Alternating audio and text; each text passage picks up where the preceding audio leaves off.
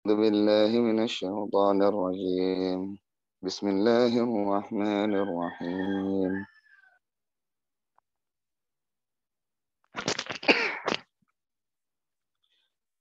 وقالت اليهود عزير ابن الله وقالت النصارى المسيح ابن الله ذلك قولهم بأفواههم يضاهئون قول الذين كفروا من قبل قاتلهم الله أنى يؤفكون اتخذوا أحبارهم ورهبانهم أربابا من دون الله والمسيح ابن مريم وما أمروا إلا ليعبدوا إلها واحدا لا إله إلا هو سبحانه عما يشركون يريدون أن يطفئوا نور الله بأفواههم ويأبى الله إلا أن يتم نوره ولو كره الكافرون والذي أرسل رسوله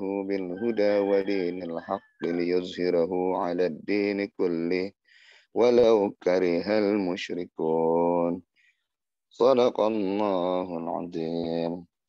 Rabbi shrah li sadri wa yassir li amri wahlul 'uqdatam min lisani yafqahu qawli amma ba'du. Alhamdulillah di sharing subuh Ramadan kali ini kita kembali berkumpul lewat Zoom ini gitu ya.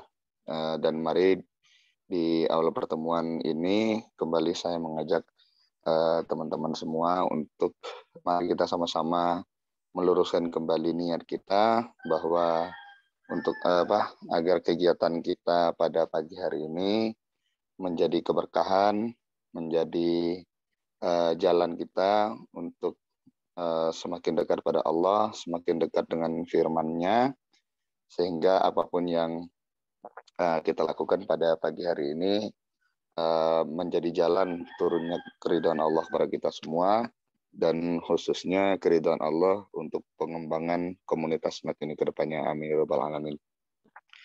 Tak lupa salawat beriring salam, marilah tak putus-putusnya kita sampaikan kepada panutan kita, junjungan kita Nabi besar Muhammad SAW dengan membaca salawat Allahumma shalli ala sayyidina Muhammad wa ala ali sayyidina Muhammad.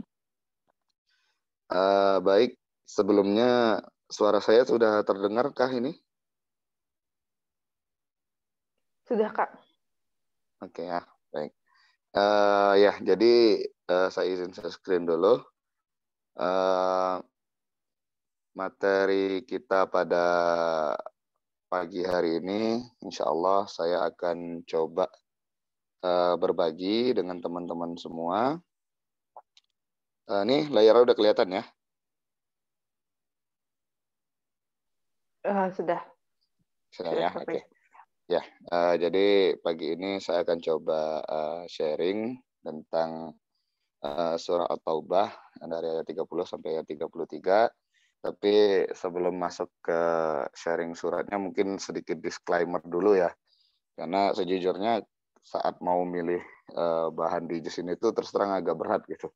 Karena ya seperti kita tahu surah At-Taubah itu kan isinya kebanyakan tentang ya perang, tentang kemurkaan Allah gitu ya. Jadi agak sulit juga gitu milih temanya yang agak pas, dan ya mudah-mudahan apa yang saya sharingkan pagi ini sedikit menambah wawasan dan ya mudah-mudahan bisa menambah ilmu kita juga gitu. Jadi bismillahirrahmanirrahim, mari kita mulai. Jadi yang saya bacakan tadi adalah surah Taubah dari ayat ke-30 sampai 33. Jadi di ayat ke-30-nya itu Allah berfirman, A'udzubillahi minasyaitonirrajim, wa qalatil yahud Uzairun ibnullah wa qalatin nasara al-masih ibnullah. Jadi orang Yahudi itu berkata Uzair itu putranya Allah atau anaknya Allah. Sementara orang Nasrani bilang wa qalatin nasara al-masih ibnullah. Al-Masih itu adalah putranya Allah. Dzalika qauluhum bi afwahihim. Itulah ucapan atau perkataan yang keluar dari mulut-mulut mereka. yudahi'una qaulal ladzina kafaru min qabl. Dan ucapan yang mereka keluarkan itu adalah ucapan orang-orang kafir sebelum mereka gitu loh. Qatalahumullahu anna yufakun. Allah melaknat mereka dan Allah kayak nyindir gitu. Anna yufakun. Bagaimana mereka bisa sampai berpaling atau kok bisa misalnya tersesat gitu. Nah, pada penggalan ayat ini tuh ada satu kalimat yang ingin saya soroti di sini, yaitu Allah menggunakan kata dzalika qauluhum bi afwahihim.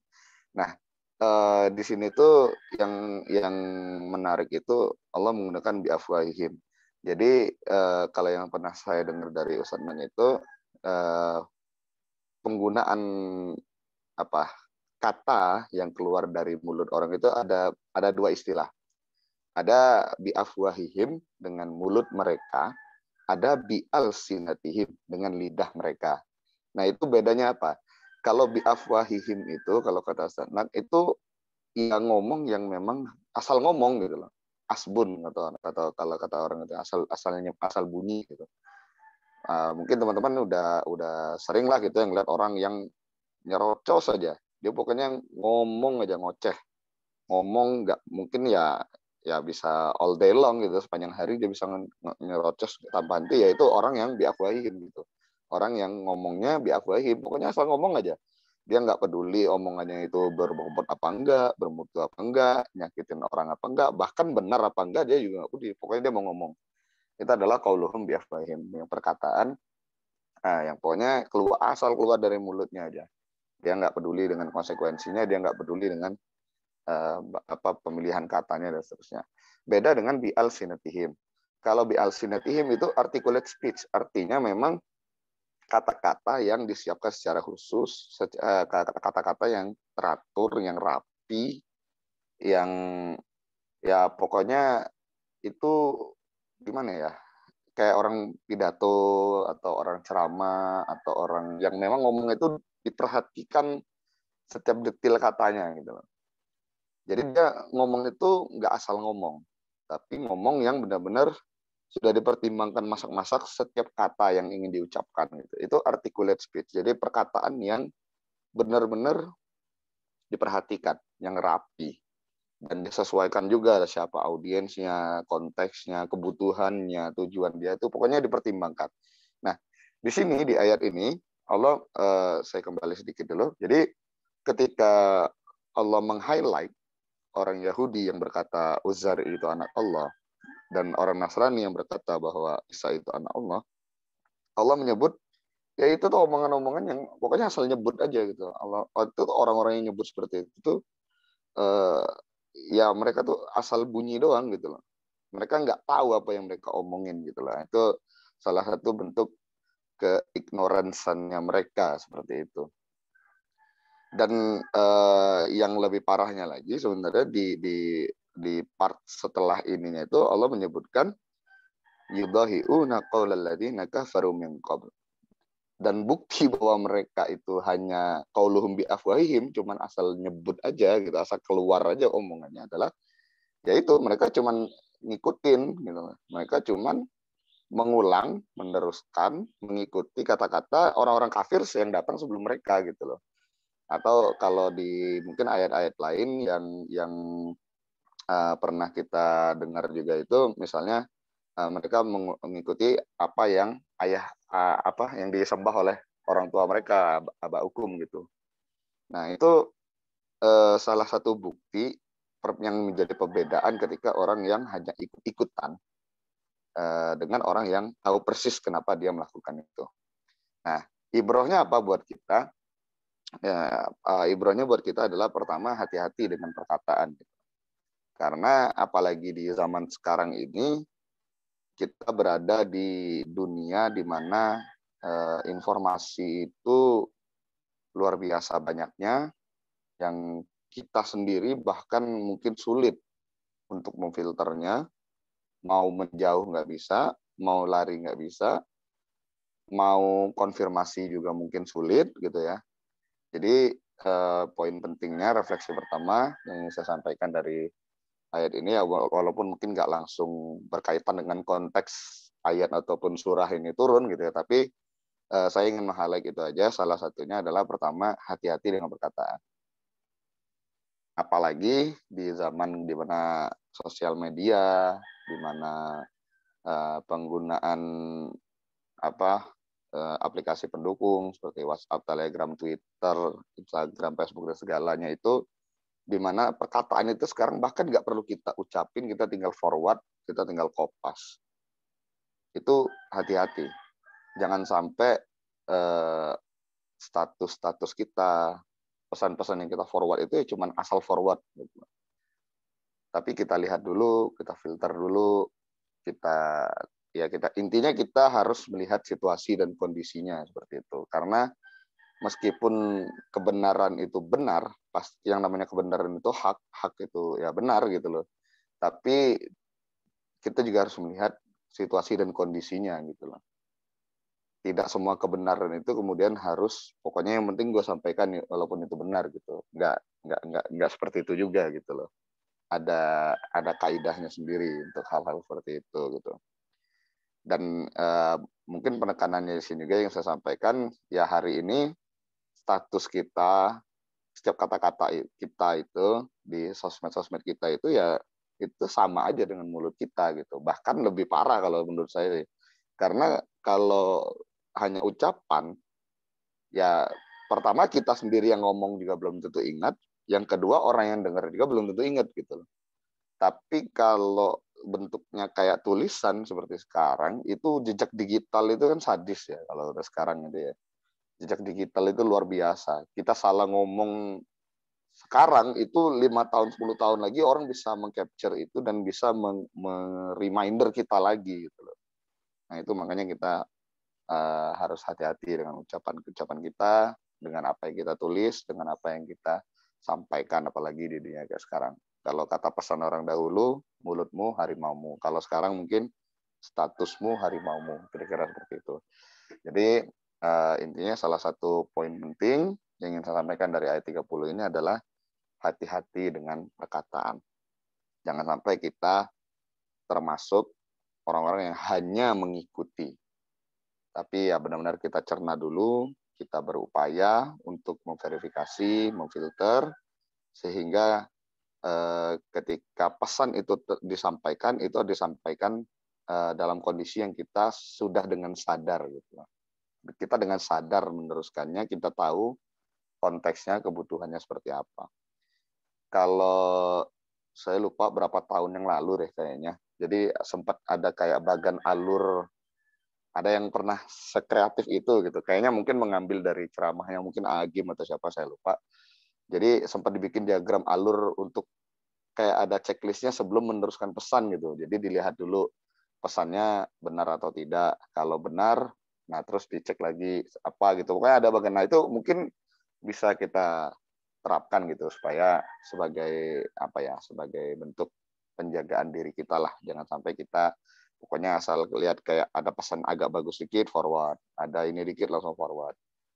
Mungkin dalam banyak hal tidak semua pesan itu harus di forward lah, intinya gitu.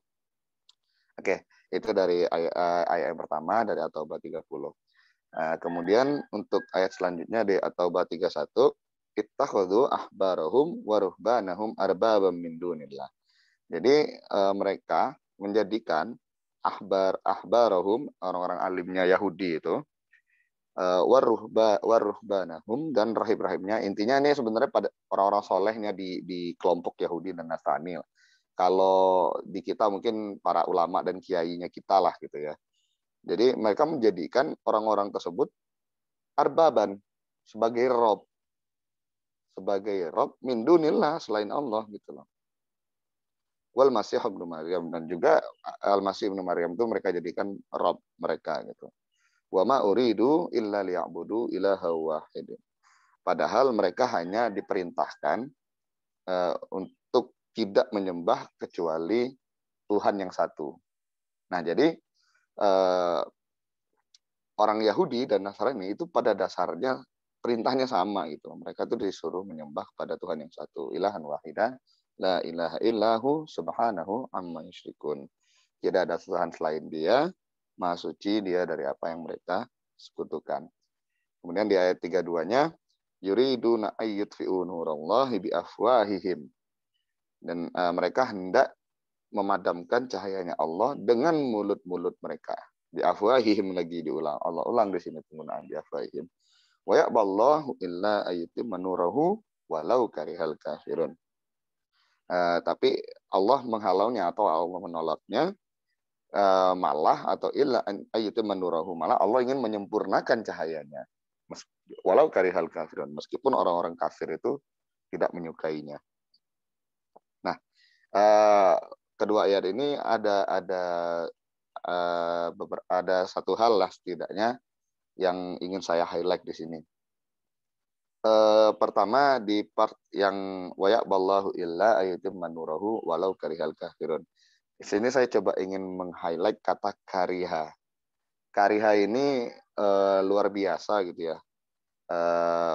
Dan kalau kita lihat terjemahannya sih pada prinsipnya dia itu membenci lah sih, membenci gitu, membenci sesuatu atau tidak suka dengan sesuatu. Tapi kalau dibandingkan tidak suka dengan membenci itu kan kayaknya lebih kuat membenci gitu ya. Jadi dari sisi emosionnya itu lebih dapat. Dan kata kariha ini tuh kalau saya coba telusuri gitu ya, dari sisi maknanya itu kebencian yang berada di level yang cukup ekstrim gitu loh. Karena bencinya itu bukan hanya sekedar benci, tapi benci yang sampai kayak ke jijik gitu, jijik muak gitu. Bahkan bisa sampai ke dendam gitu. Jadi dengan penggunaan walau karihal kafirun ini kita bisa lihat bagaimana Allah meng-highlight kebenciannya orang-orang kafir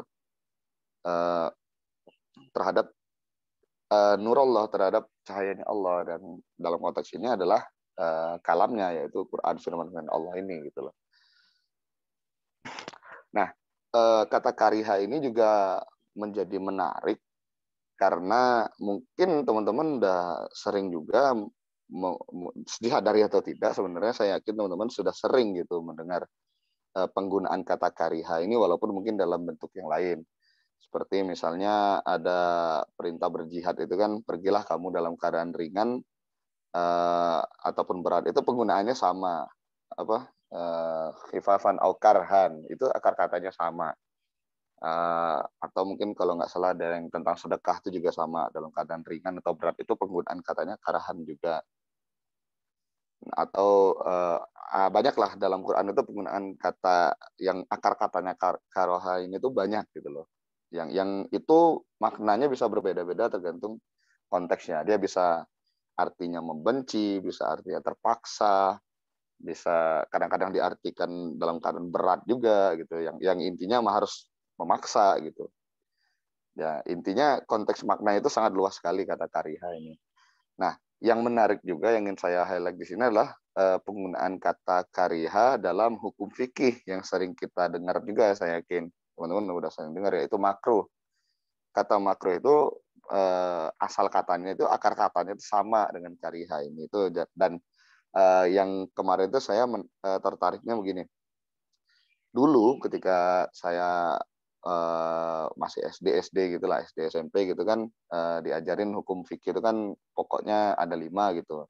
Ada yang wajib, ada yang sunnah, ada yang mubah, ada yang makruh, ada yang haram. Nah, kalau yang makruh itu kan yang gampangnya dulu saya diajarinnya, intinya kalau dikerjakan tidak apa-apa, tapi kalau kalau ditinggalkan mendapatkan pahala, kira-kira begitu. Nah, setelah saya menilik-nilik lagi kata kariha di sini, itu kayaknya itu perlu didefinisikan ulang gitu, karena penggunaan kata makruh yang asal katanya kariha itu ya berarti pada dasarnya sesuatunya itu udah sesuatu yang tidak disukai, sesuatu yang dibenci, bahkan bukan tidak disukai gitu loh. Sesuatu yang dibenci. Artinya walaupun dia itu makruh, bukan berarti tidak apa-apa jika dikerjakan gitu.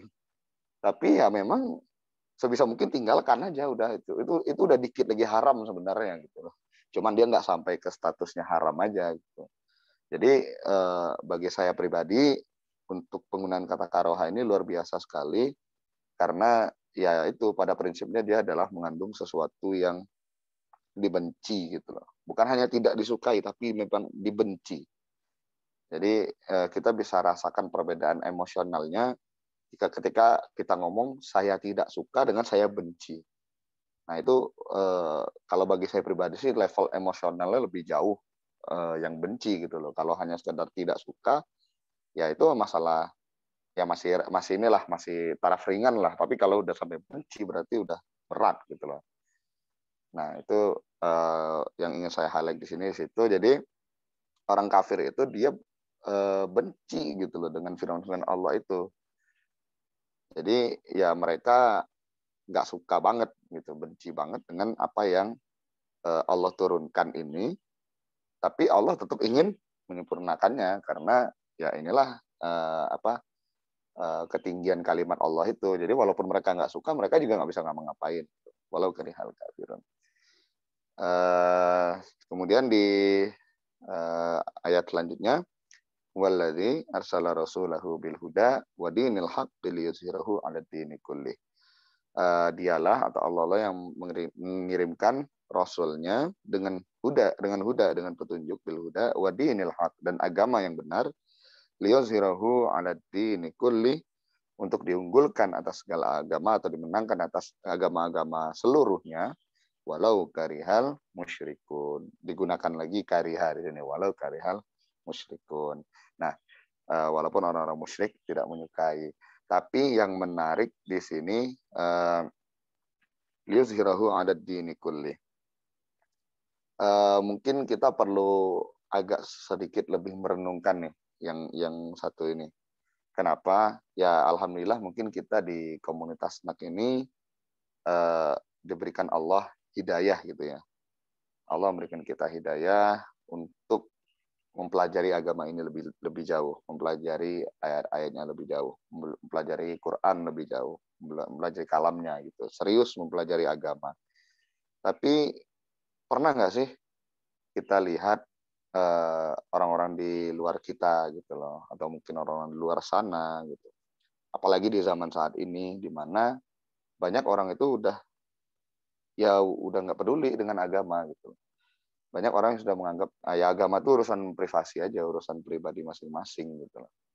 Orang nggak peduli lagi agama lo apa, tapi yang penting lo jadi orang baik gitu loh. Padahal dari sisi point of view-nya Quran yang saya tahu dan bagi saya cukup penting gitu, bahwa agama itu adalah identitas. Before anything, agama itu identitas kita gitu. Makanya di Quran sendiri seringkali Allah menggunakan kata Muslim gitu. Karena apa ya? Karena itu adalah identitas kita gitu loh sebagai orang Muslim. Atau pernah nggak saya tuh tergelitiknya gini. Jadi ketika kemarin sempat yang heboh masalah pawang hujan gitu ya, itu kan terjadi diskusi yang luar biasa di dunia maya itu kemarin. Diskusinya cukup heboh, menghebohkan jagat dunia maya gitu ya. Tapi dari sekian banyak itu tuh saya tertarik sekaligus mungkin cukup prihatin juga gitu loh melihat komentar-komentar yang ada gitu loh. Dimana banyak orang yang bahkan udah nggak peduli lagi dengan apa kuasanya Allah, bagaimana Allah yang benar mentakdirkan segala itu udah orang udah nggak peduli gitu loh. Bahkan orang juga nggak peduli dengan agama, udah pokoknya yang penting lu jadi orang baik aja gitu loh. Mereka udah nggak peduli lagi dengan identitas, dengan embel-embel, dengan label dan segala macam. Yang penting pesannya adalah katanya yang penting ya udah lu jadi orang baik aja gitu. Padahal di ayat ini Allah menegaskan bahwa Allah itu dengan dengan sengaja lah gitu. Allah yang huwaladzi arsala rasulahu bil huda. Allah itu mengirimkan Rasulullah itu dengan petunjuk gitu loh. Dan wadinil haq dengan agama yang benar gitu loh. Liyuzhirahu 'ala dini kulli. Supaya Allah menunjukkan bahwa ya agama inilah yang benar, yang lurus gitu loh. Tapi banyak orang sekarang yang bahkan tidak memperdulikan itu gitu loh. Orang nggak peduli lagi mau agama lo apa, mau benar apa enggak, mau yang disembah itu siapa, lu mau nyembah Allah, mau nyembah Yesus, mau nyembah siapapun, orang nggak peduli gitu loh. Itu urusan lu pribadi lu masing-masing. Tapi ya yang dilihat orang sekarang adalah bagaimana lu bisa jadi orang baik apa enggak. Sebenarnya tidak salah, tapi juga tidak sepenuhnya benar gitu loh. Karena dalam konteks kita sebagai Muslim, hubungan itu tidak hanya horizontal, tapi juga bagaimana vertikalnya gitu loh. Kalau mungkin teman-teman lihat ketika di salah satunya yang saya ingat itu di surah Al-Furqan itu, ketika hari kiamat itu ya akidah inilah yang membedakan kita dengan orang-orang baik lainnya gitu loh. Menjadi muslim itu bukan berarti harus menjadi orang yang tidak baik. Justru ketika kita sebagai muslim itulah kita harus menjadi orang yang baik, bahkan lebih baik daripada orang baik yang tidak beriman gitu. Itu kewajiban kita, dan Allah memerintahkan kita untuk itu gitu loh. Ketika Allah menjadikan kita umat pertengahan itu, ya itulah gitu. Amanah itu dibebankan kepada kita gitu, menjadi umat tawasaton itu, jadi umat pertengahan. Orang yang tidak hanya penting yang baik aja, atau mungkin yang terlalu ekstrim yang penting gua soleh aja. Enggak, kita umat yang di pertengahan. Kita harus jadi orang yang soleh, juga orang yang baik. Nah, kembali tadi yang saya bilang di surah Furqan itu, yang insya Allah nanti akan saya bahas di juz 19 kalau saya tidak salah. Di situ Allah bilang, kamu orang baik kan dulu kan intinya. Nah, ini kebaikanmu itu dinilai hanya ya kayak debu gitu loh. Kenapa ya karena kamu nggak memperdulikan akidahmu gitu, nggak memperdulikan imanmu. Jadi menjadi baik saja itu tidak cukup. Semua kebaikan itu harus didasari karena iman, karena keyakinan, karena tauhid kita pada Allah Subhanahu wa taala. Barulah kemudian kebaikan itu menjadi bermakna tidak hanya di dunia tapi juga bermakna di akhirat. Nah, jadi liyuzhirahu 'ala dini kulli. Itu mudah-mudahan bisa menjadi refleksi kita pada pagi hari ini, ya, bahwa Allah telah benar-benar secara nyata, secara jelas, secara real mengutus Rasulullah itu bil huda, dengan petunjuk, dengan ayat, dengan bukti-bukti yang jelas. Kan? Wa dinil haq, dan agamanya adalah agama yang benar. Jadi nggak usah kita ragu. Kalau masalah furu'iyahnya, teman-teman boleh silakan memilih gitu, karena kita banyak pilihan kalau masalah fikih-fikihnya. Tapi masalah hal pokok, masalah hal akidah, masalah Rob, masalah ilahnya itu kita semua harus sepakat gitu, bahwa tidak ada toleransi dalam hal ini gitu. Seperti yang tadi di ayat sebelumnya juga kan, yang dibilang tadi, wa ma umiru illa liya'budu ilahan wahida. Itu sudah pesan yang disampaikan para rasul-rasul sejak dari dahulu, bahwa semua umat itu hanya diajak untuk menyembah Allah yang satu. Tidak ada yang dua, tidak ada yang ketiga. Tidak ada anak Allah, tidak ada sekutunya Allah. Baik itu bentuknya patung, mau orang suci, mau orang apapun, nggak ada. Ketika kita bicaranya ilah, la ilaha illallah. Itu harus benar-benar menancap kuat di hati kita, dan mari kita tanamkan juga di keluarga kita, orang-orang sekitar kita, anak-anak kita, orang tua, istri, keluarga, siapapun, sahabat-sahabat kita. Tidak ada toleransi dalam itu. Meskipun la ikraha fiddin, meskipun tidak ada paksaan dalam agama, tapi ketika kita sudah yakin beragama Islam, maka ya itu harus menjadi bottom line gitu loh. Itu udah nggak bisa ditawar, itu nggak bisa ditoleransi gitu. By the way, la ikraha fiddin itu, la ikraha itu karoha juga akar katanya. Jadi ya tidak ada paksaan, itu akar katanya juga karoha juga. Oke, balik lagi ke sini. Ya, jadi liyuzhirahu 'ala dini kullihi walau karihal musyrikun. Walaupun orang musyrik tidak menyukai. Ini yang tadi ya. Refleksi yang keempat, ini mungkin lebih ke, bukan refleksi sih, tapi lebih ke ingin menunjukkan, kalau bagi saya ini kayak miracle gitu. Jadi di ayat yang sebelumnya Allah bilang, wa ya'ballahu illa aytimman nurahu walau karihal kafirun. Kemudian di ayat yang 33 tadi, liyushirahu ala dini kulli walau karihal musyrikun. Di pola yang terakhirnya itu penggunaan kalimatnya hampir sama, walau kariha. Tapi objek yang ditujunya beda.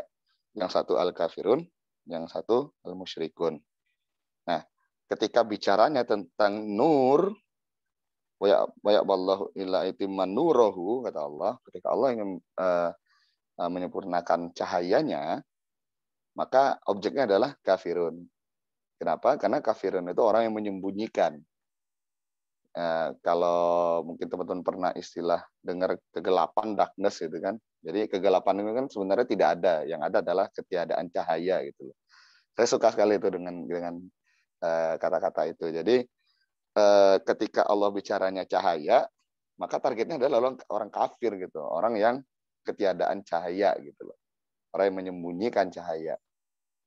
Nah, tapi ketika bicaranya din, dinil haq, gitu kan, yudhirahu ala dini kullihi walau karihal musyrikun. Tapi ketika bicara konteksnya adalah agama, masalah penyembahan, masalah itu targetnya adalah musyrikin.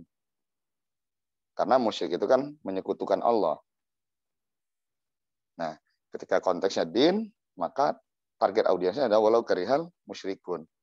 Nah, ini bagi saya sangat luar biasa bagaimana presisinya pemilihan kata yang digunakan oleh Allah Subhanahu wa taala. Kalau mungkin ini Quran ini buatan manusia, saya cukup yakin ini mungkin akan disamakan aja gitu. Atau mungkin bisa jadi tertukar. Karena ya mungkin konteksnya bagi orang sama aja gitu, karena mirip-mirip aja, walau karihal kafirun walau karihal musyrikun itu ya, bahkan mungkin diterjemahannya mungkin sama-sama aja gitu. Walaupun orang kafir tidak suka, walaupun orang musyrik tidak suka gitu. Yang ada di benak kita ketika kita bicara orang kafir dan orang musyrik itu kan biasanya hampir sama-sama aja gitu kan. Padahal terdapat sedikit perbedaan dalam penggunaan dua kata itu. Nah, ini bagi saya adalah sebuah miracle-nya Quran yang luar biasa, sederhana tapi bagi saya sih luar biasa bagaimana presisinya gitu. Bagaimana konsistensi penggunaan kalimatnya di setiap ayat. Jadi akhirul kalam, pesan saya di sharing subuh Ramadan kali ini, tetaplah menjadi muslim yang sejati, walau orang kafir itu membenci, walau orang musyrik itu tak menyukai. Dan menjadi muslim sejati itu adalah bagaimana kita meneruskan legasinya Rasulullah, legasinya para sahabat, para tabi'in, dengan menjadi orang yang tauhidnya baik, dan juga orang menjadi akhlaknya baik. Hablum minallahnya baik, hablum minannasnya juga baik. Mungkin itu aja sharing singkat pada pagi hari ini. Mudah-mudahan bisa memberikan manfaat bagi teman-teman semua. Kalau ada yang benar, datangnya dari Allah. Kalau ada kesalahan, maka itu murni dari saya pribadi. Dan saya mohon maaf dan mohon ampun kepada Allah Subhanahu wa taala. Untuk selanjutnya mungkin bisa kita sharing dan diskusi dari teman-teman lainnya, mana tahu bisa lebih memperkaya materi pada pagi hari ini. Lebih dan kurangnya mohon maaf. Wabillahi taufiq wal hidayah. Assalamualaikum warahmatullahi wabarakatuh. Saya kembalikan ke moderator. Ya, jazakallahu khairan Kak Safik untuk sharing-sharingnya. Nah, sekarang kita telah memasuki sesi diskusi buat teman-teman semua. Jika ada insight yang ingin dibagi ataupun pertanyaan, silahkan bisa raise hand ataupun bisa disampaikan ya via kolom chat. Gitu. Nah, di sini sudah ada pertanyaan juga nih dari Kak Manggatri. Apa bentuk penyembahan yang dilakukan oleh mereka saat itu kepada para alim, rahib, dan Nabi Isa?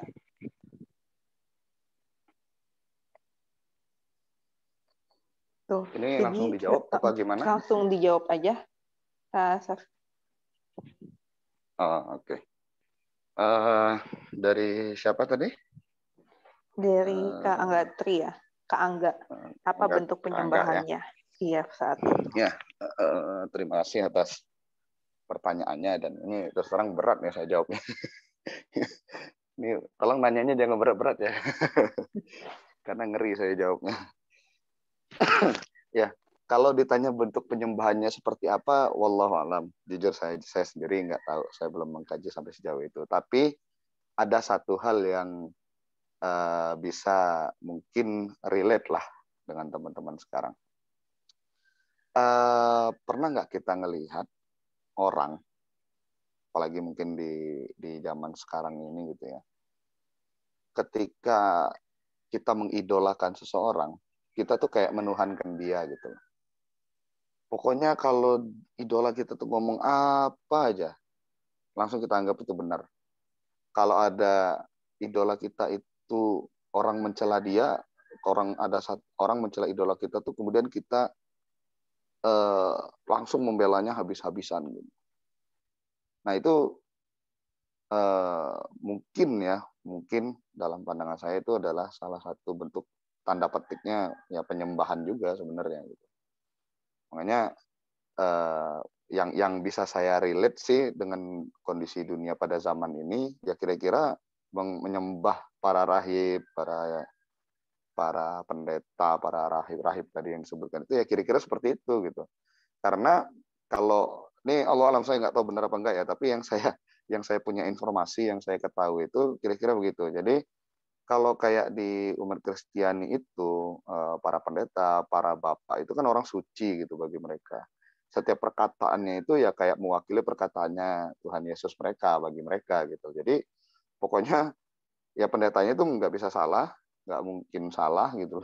Jadi ya kayak disembah udah pokoknya gitu. Udah kayak orang nyembah gitu. Nah mungkin konteksnya seperti itu. Tapi kalau kesulitan memahami itu ya mungkin bisa lebih relate dengan orang yang mengidolakan tadi gitu loh. Kalau istilahnya sekarang apa tuh fanboy ya, apa tuh fanboy, fangirl gitu gitulah.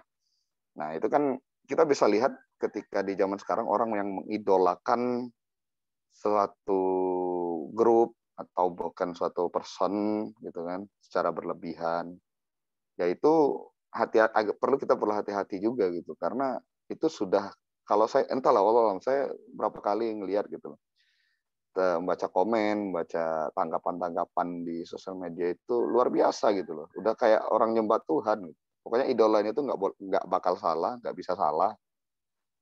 Yang selalu perkataannya selalu benar, nggak peduli apapun konteksnya seperti itu. Nah itu mungkin yang bisa lebih relate kayaknya ke sana gitu. Bentuk penyembahannya bukan berarti menyembah sebagaimana dia sholat kemudian di depan itu ada patungnya mungkin nggak sampai kayak gitu juga tapi mungkin konteks penyembahannya lebih ke arah sana seperti itu mungkin seperti itu Kak Angga mudah-mudahan bisa menjawab.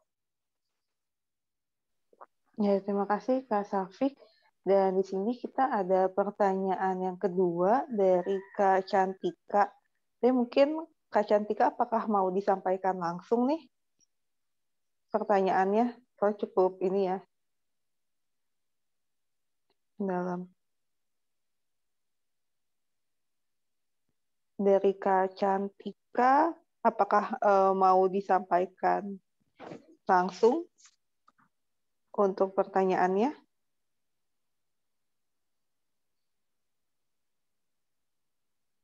Oke, saya bacakan via chat ini ya pertanyaannya. Semoga ini mampu. Pada refleksi kedua titik satu disebutkan bahwa level kebencian orang kafir pada zaman dahulu berbeda dengan zaman saat ini. Bagaimana ya maksudnya Ustadz? Apakah zaman dahulu lebih tinggi levelnya, level kebenciannya, atau sebaliknya? Dan ini untuk pertanyaan kedua disebutkan bahwa makruh tidak seringan ditinggalkan tidak apa-apa, dikerjakan berpahala. Namun jika dijelaskan dikerjakan saja, apakah perbedaan dasar dengan sunnah?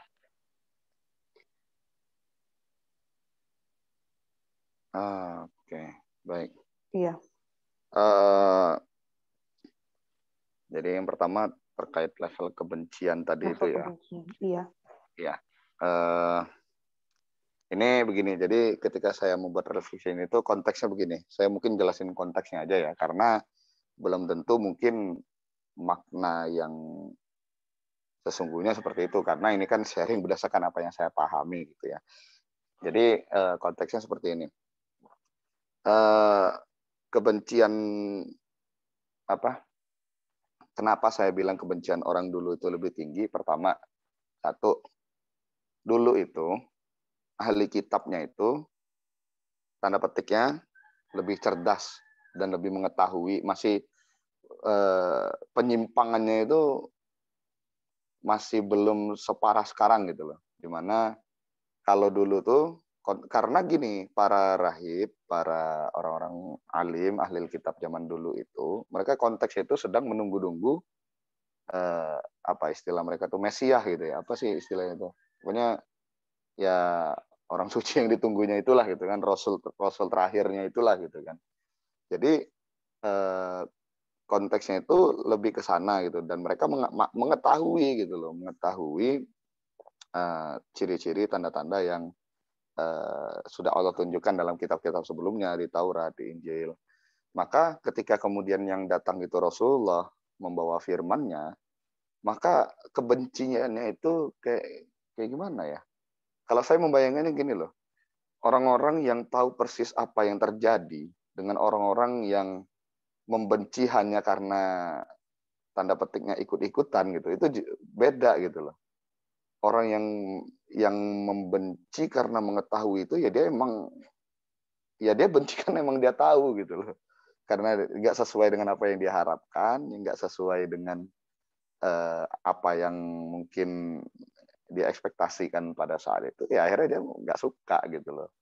Makanya dia benci itu benci banget gitu loh, karena ya orang Yahudi itu kan berpikirnya nabi terakhir itu kan turun dari kalangan Bani Israel. Mereka yakinnya seperti itu, dan mereka tidak pernah mengira bahwa nabi terakhir itu akan datang dari orang Arab, dan kitab terakhir itu turun dalam bahasa Arab. Itu beberapa poin yang membuat mereka itu bencinya sangat sangat mengakar gitu loh pada Islam. Sebenarnya kalau konteks dulunya mungkin bukan kepada Islamnya, tapi karena Rasulullahnya itu orang Arabnya itu gitu loh. Karena bagi mereka para nabi itu kan sebelum-sebelumnya kan dari Bani Israel semua. Jadi mereka berharapnya juga betul nabi penutup itu dari Bani Israel. Ketika kemudian nabi terakhir itu dari bangsa Arab, ya itu ya pasti mereka ya benci itu kayak gimana ya, emang ya benci banget gitu. Beda dengan kebencian orang Yahudi pada zaman sekarang. Allah alam, saya juga nggak tahu benar apa enggak, tapi kalau yang saya lihat sekarang itu kebencian kepada Islam, kebencian kepada orang Muslim itu lebih karena kepentingan sebenarnya. Dan kepentingan itu bukan karena kepentingan agama sebenarnya. Lebih banyak kepentingan yang ya kepentingan duniawi lah bisa kita katakan. Walaupun mungkin ada untuk hal-hal tertentu seperti misalnya perebutan Al-Aqsa, itu mungkin konteksnya masih ada lah nyerempet-nyerempet ke agamanya. Tapi kalau dalam banyak hal di dunia saat ini itu kebenciannya lebih kepada konteks kepentingan kalau bagi saya ya. Makanya tadi yang saya maksudkan di sini level kebenciannya orang kafir itu ya benci itu karena sebenarnya mereka tahu yang benar gitu loh. Mereka tahu ya, kalau Al-Qur'an itu nyebutin apa, ya'rifunahu kama ya'rifuna abna'ahum. Mereka tuh tahu gitu loh, kayak mereka kenal dengan anak mereka sendiri gitu. Tapi mereka nggak mau ngaku, makanya di sini yang disorot juga walau karihal kafirun gitu loh. Walaupun orang kafir itu nggak suka. Orang kafir itu kan yang nyembunyiin, tadi kan saya bilang konteksnya seperti itu. Jadi meskipun mereka nggak suka itu, ya tetap aja Allah mau menyempurnakan firman-Nya, tetap aja Allah turunkan Quran itu dalam bahasa Arab, mau mereka suka mau enggak gitu. Tetap aja Allah utus Rasul itu dari orang Arab gitu, mau mereka suka apa enggak tetap aja Allah turun, Allah kirimkan gitu. Nah, jadi dalam kebencian, level kebencian yang saya maksudkan di sini itu konteksnya seperti itu gitu ya. Jadi level kebencian umat Yahudi apalagi yang di zaman itu berbeda sekali dengan level kebencian orang Yahudi yang sekarang gitu loh. Itu Mbak siapa tadi namanya lupa, maaf. Mbak Cantika ya. Iya. Nah, itu ya pertanyaan pertama. Untuk pertanyaan kedua tadi gimana? Ya, tentang sunnah. Jadi Makruh ya? disebut Apa ya tadi? makruh.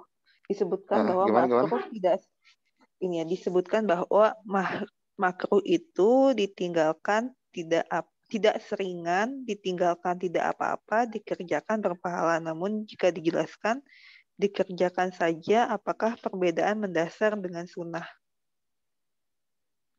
Sebentar. Saya mencerna dulu kata-katanya. Makruh tidak seringan, ditinggalkan tidak. Oh, ini kayaknya mungkin kebalik ya maksudnya ya. Maksudnya mungkin dikerjakan tidak apa-apa, ditinggalkan berpahala mungkin ya Oh maksudnya ya. iya, iya kayaknya. Kayaknya mungkin, makanya saya bingung tadi mencerna. Oke. Namun jika dikerjakan. Oke. Jadi ini sekali lagi saya harus disclaimer dulu ya. Saya bukan ahli fikih, jadi pendapat saya ini mungkin salah.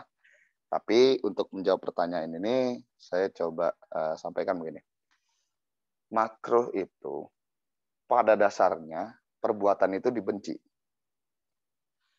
Kalau kita benci sesuatu, kemudian orang itu tetap mengerjakan gitu, ya sedikit banyak. Ini kita konteks hari-hari aja lah ya, yang mungkin bisa kita lebih relate gitu. Misalnya ada orang nggak suka durian, datang teman-teman kumpul bawa durian dengan konteks dia tahu kita nggak suka durian.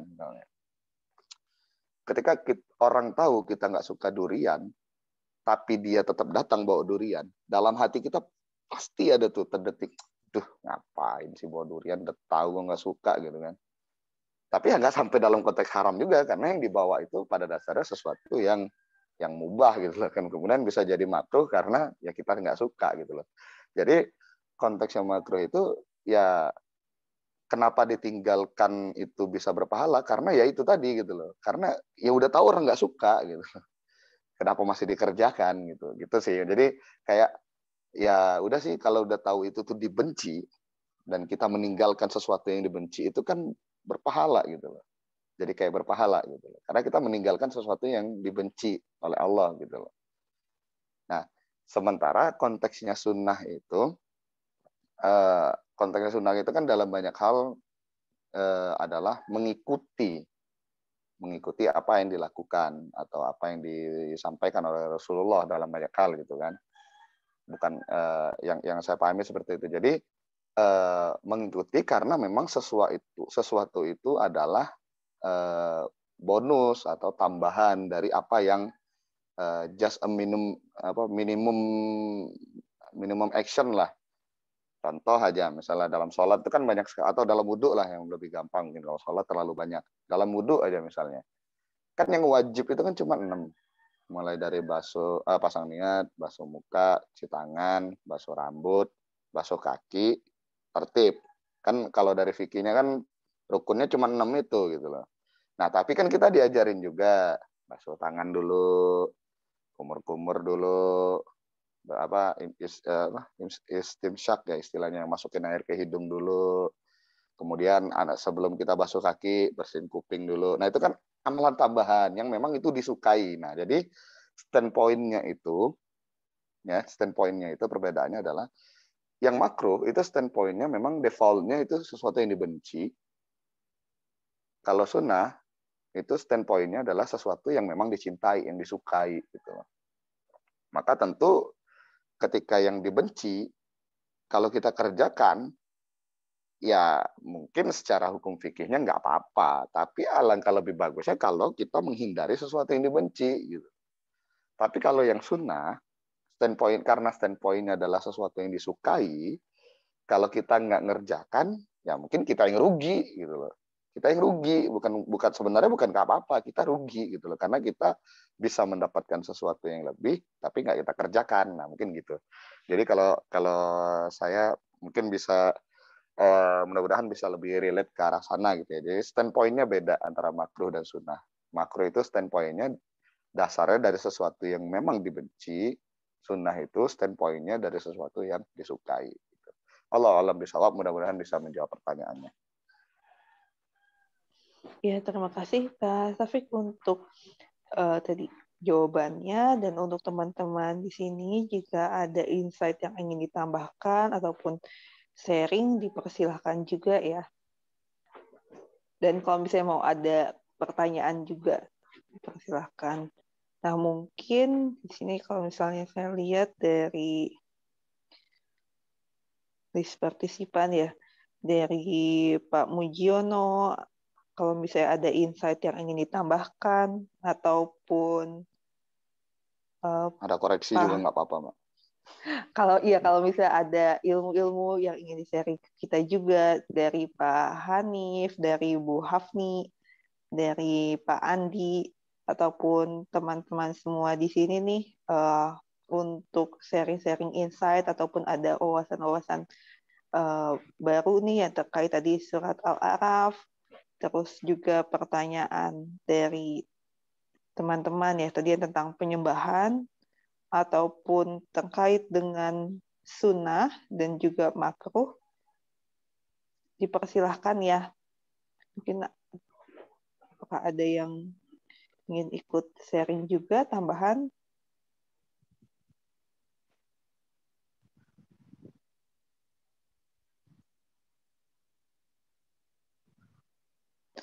Oke, dari Kak Shantika, alhamdulillah jelas Ustadz, bismillah, semoga bisa menambah poin ibadah dengan meninggalkan yang makruh. Amin. Amin. Amin.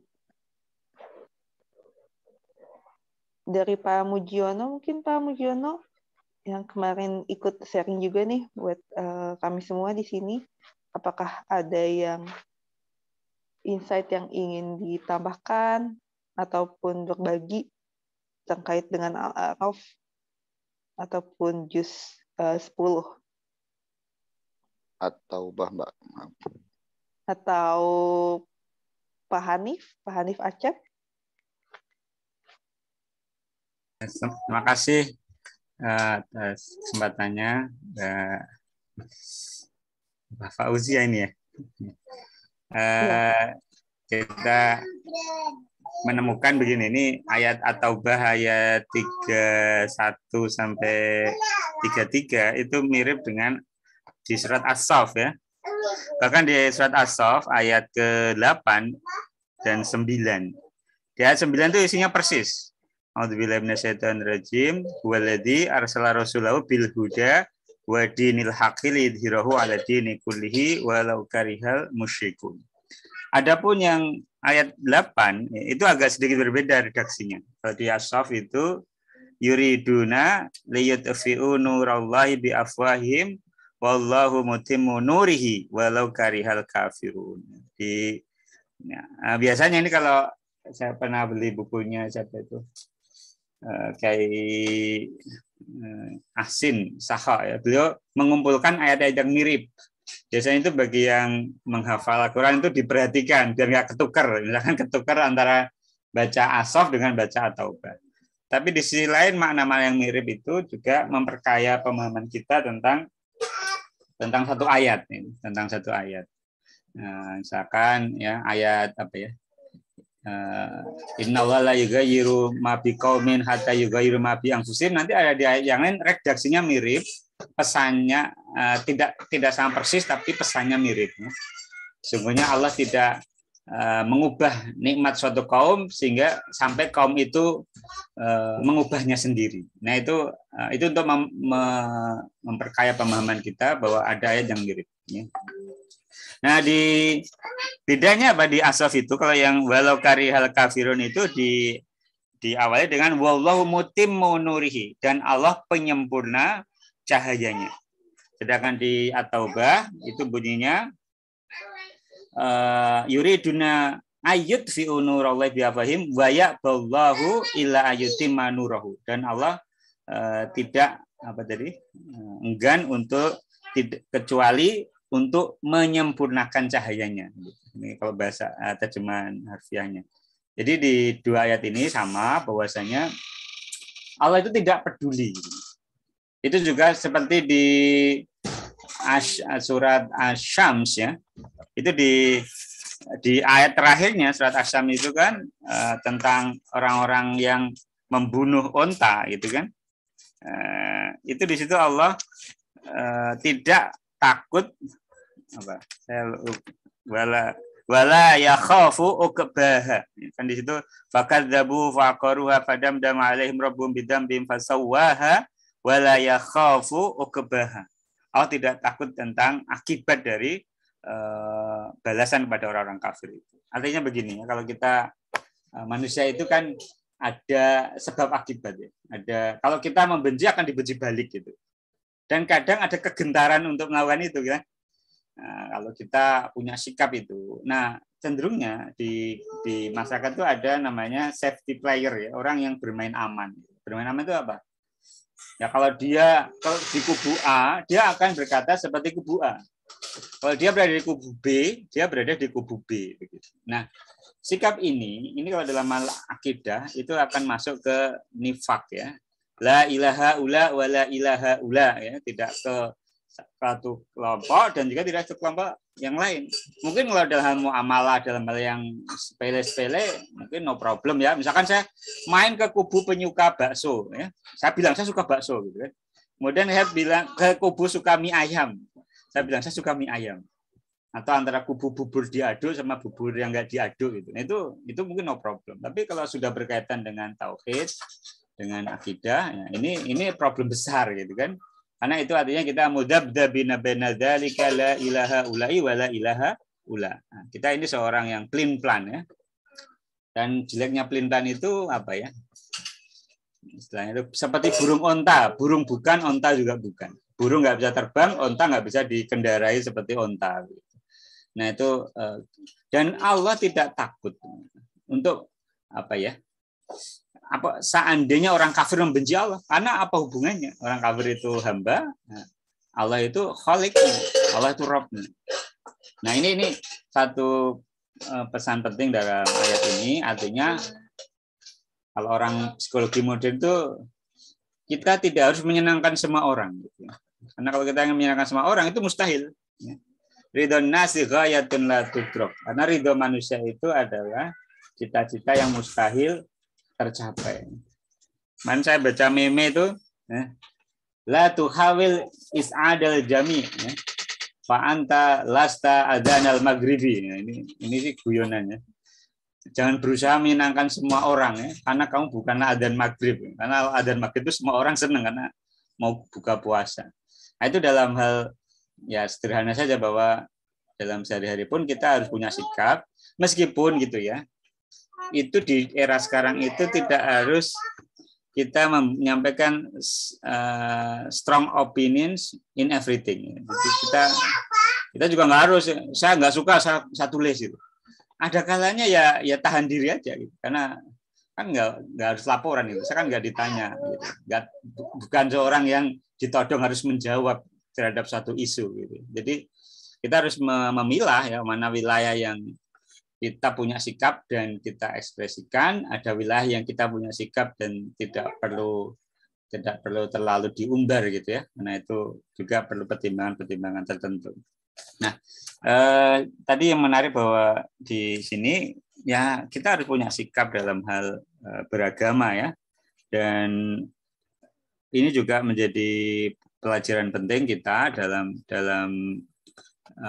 bermasyarakat, dalam berkehidupan sebagai seorang muslim. Karena kita tahu ya di umat Islam ini banyak perbedaan. Ada wilayah-wilayah yang kita itu ya sudahlah, itu wilayah yang dulu para ulama di masa klasik tidak selesai menuntaskannya. Nah, kita harus tahu mana ikhtilaf, mana inkhiraf maksudnya gitu. Kalau itu ikhtilaf, ya sudah selesai. Kita cash close gitu ya, nggak usah terlalu kita kubu ini mereka kubu sana, itu nggak akan. Tetapi kalau sudah inhiraf, ya, sudah penyimpangan akidah ya, dan itu dampaknya ke publik ya, seperti kemarin tuh yang tadi contohkan Ustaz Syafiq pawang hujan itu bahaya itu, karena itu masuknya ke wilayah akidah. Bagaimana mungkin orang menyamakan tindakan pawang hujan dengan sholat istisqa? Nah itu kan sikap yang yang salah akidah itu perlu diluruskan. Wallahu alam, terima kasih atas waktunya. Assalamualaikum warahmatullahi wabarakatuh. Waalaikumsalam warahmatullahi wabarakatuh. Dari Pak Mujiono. Baik, terdengar suara saya? Iya, terdengar Pak suaranya. Ya, saya Masya Allah penjelasan dari Bang Syafiq, Masya Allah luar biasa. Saya juga masuk ke ini, bi'alsinatihim dan bi'afwahihim. Ini kan disebutkan di dalam Al-Quran dua penyebutan ini, bi'alsinatihim dan yang kedua bi'afwahihim. Kalau bi'alsinatihim itu adalah sebagaimana Bang Syafiq bilang tadi, adalah orang yang pandai berbicara, kemudian dia pandai untuk berretorika dan sebagainya. Tapi kalau bi'afwahihim itu adalah orang para pengikut. Jadi kalau dia dalam Al-Quran itu, kalau disebutkan bi'afwahihim, bi'alsinatihim, adalah para rohib-rohib atau pemuka agama. Jadi rata-rata di dalam Al-Quran itu, kalau disebutkan bi'alsinatihim, itu pasti merujuk kepada para pemuka-pemuka agamanya mereka. Tapi kalau bi'afwahihim, itu merujuk kepada para pengikut. Makanya kalau Bang Syafiq bilang tadi, apa saja, pokoknya dia mau bicara. Tidak ada dasarnya. Dasarnya apa? Dasarnya adalah orang-orang yang di bi'alsinatihim. Ini keterkaitan antara bi'alsinatihim dan kemudian yang kedua bi'afwahihim. Memang ada tiga golongan dari orang Yahudi yang kemudian disebutkan di dalam Al-Quran. Yang pertama, para pemuka-pemuka agama yang mereka itu paham dengan agamanya mereka, dengan kitabnya mereka, akan tetapi mereka memutarbalikkan kebenaran tersebut. Atau kemudian mereka menyembunyikan kebenaran itu. Inilah yang kemudian disebutkan dengan bi'alsinatihim. Mereka seperti ini. Yang kedua, ada orang yang hanya ikut-ikut saja. Yang ikut-ikut sebagaimana saya sudah sebutkan tadi, bi'afwahihim. Dan ada yang ketiga, yang disebutkan di dalam Quran surat Al-Baqarah ayat yang ke-78, wa minhum ummiyuna la ya'lamunal kitaba illa amaniyah wa inhum illa yadhunnun. Ada orang-orang yang bicara agama tapi tidak paham dengan kitabnya. Mereka yang kedua, yang ketiga ini, itu mereka yang masuk kepada orang-orang yang bi'afwahihim. Dan kita akan mendapati banyak orang, kalau misalnya Allah sudah sebutkan dengan tiga orang ini dalam Al-Quran, tiga golongan ini, maka akan kita dapatkan juga di masa saat ini. Banyak orang bicara agama, tapi tidak kemudian mempelajarinya, tadabbur Al-Quran, tidak pernah memahami tentang Al-Quran, tapi kemudian terdepan dalam masalah bicara agama. Itu ada di dalam Quran surat Al-Baqarah. Sehingga ketika kemudian dia bicara agama, yang ada itu adalah khayalan, ya, rekaan, dugaan saja. Itu yang disebut dengan wa minhum ummiyuna la ya'lamunal kitaba illa amaniya wa inhum illa yadhunnun. Hanya yadhunnun saja, sesuai dengan sangkaan dia saja agama ini. Sesuai dengan persepsinya di agama ini, tidak dikembalikan kepada kitab. Baik, saya masuk kepada ini. Mohon maaf ini Bang Syafiq, saya ini sedikit ini. Saya bukan insya Allah tidak, maafkan saya kalau misalnya saya lantang begitu, karena agak panjang bersuara. Kapan kemudian Nasrani dengan Yahudi itu, mereka itu sampai menjadi orang yang Allah kafirkan? Karena di dalam ayat Al-Baqarah itu ada ayat yang menyebutkan mereka itu dimasukkan juga ke dalam surga. Allah Subhanahu wa taala berfirman, innalladzina amanu. Sesungguhnya orang-orang yang beriman, innalladzina amanu walladzina hadu, orang-orang Yahudi, wan nasara, orang-orang Nasrani, was-sabiin, dan orang-orang terdahulu.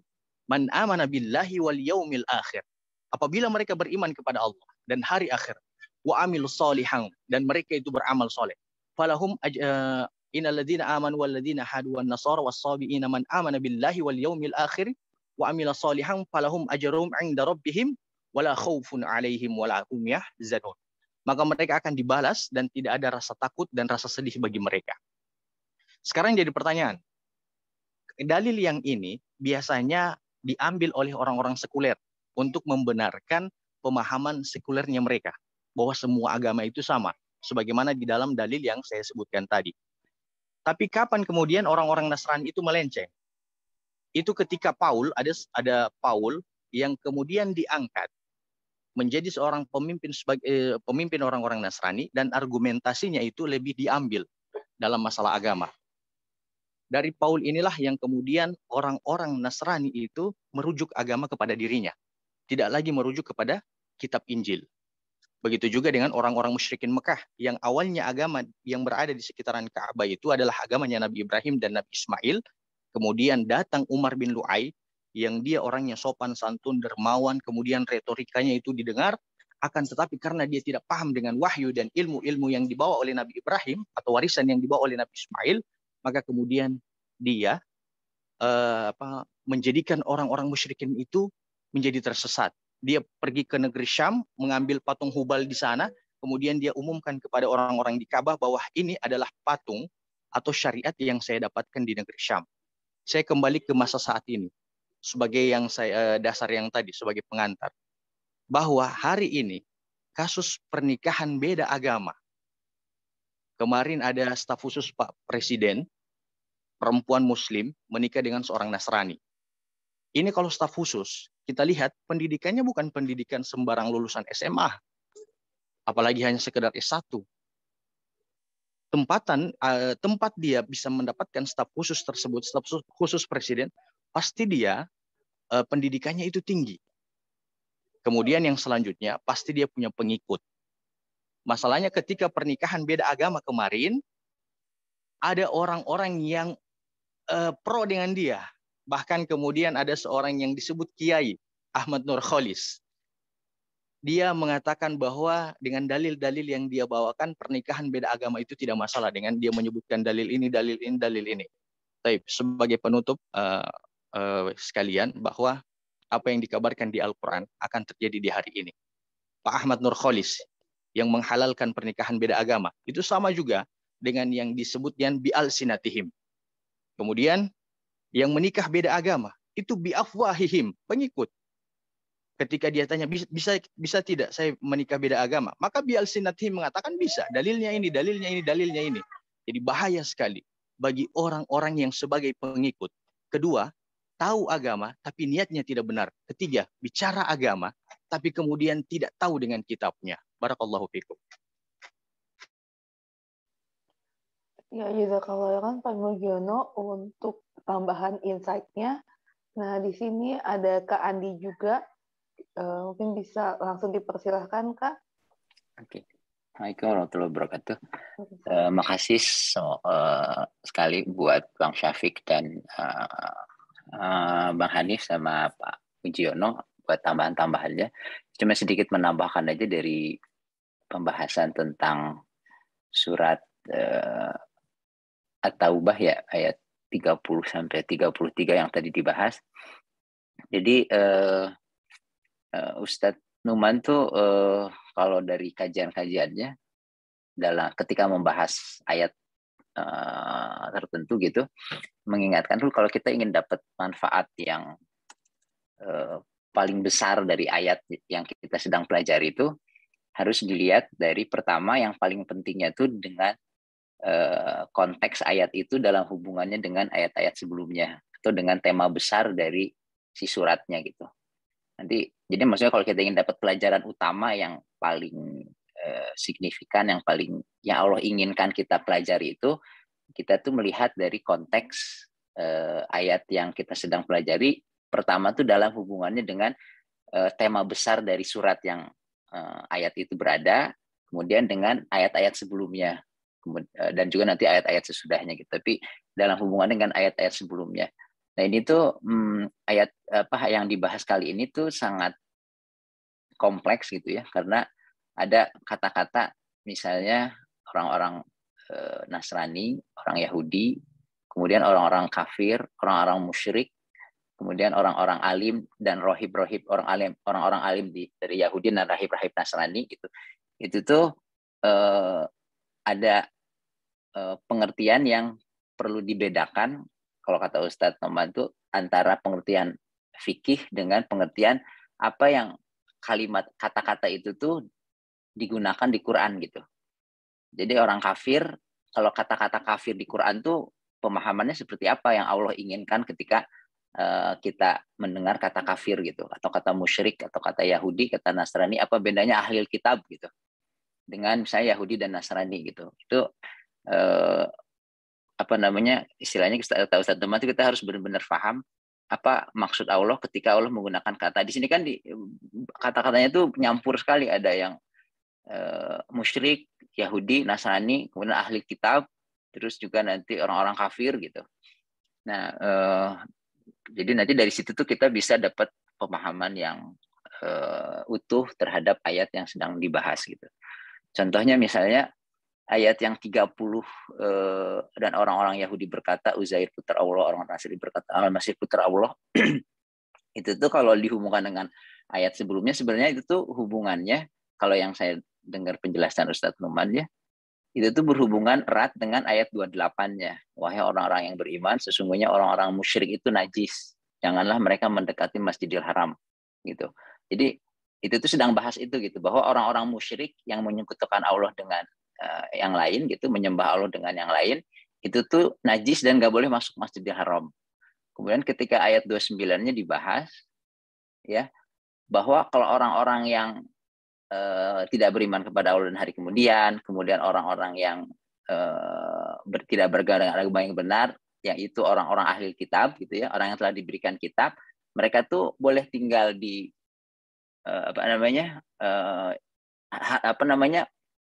harus bayar jizyah gitu kalau mau tinggal. Jadi dari situ tuh akan timbul pertanyaan, kata Ustadz tuh, wow, ini harsh banget orang-orang orang-orang ahli kitab kan boleh tinggal, maksudnya boleh bayar jizyah gitu ya, maksudnya kok mereka kan beda sama orang musyrik gitu, tapi kok tetap harus bayar jizyah gitu kalau mau tinggal di di Mekah gitu.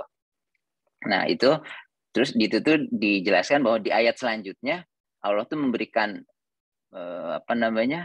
pesan bahwa sebenarnya mereka tuh sama aja dibandingkan orang-orang yang musyrik. Itu ada kesamaan, karena mereka tuh orang-orang Yahudi itu berkata sebenarnya musyrik juga gitu.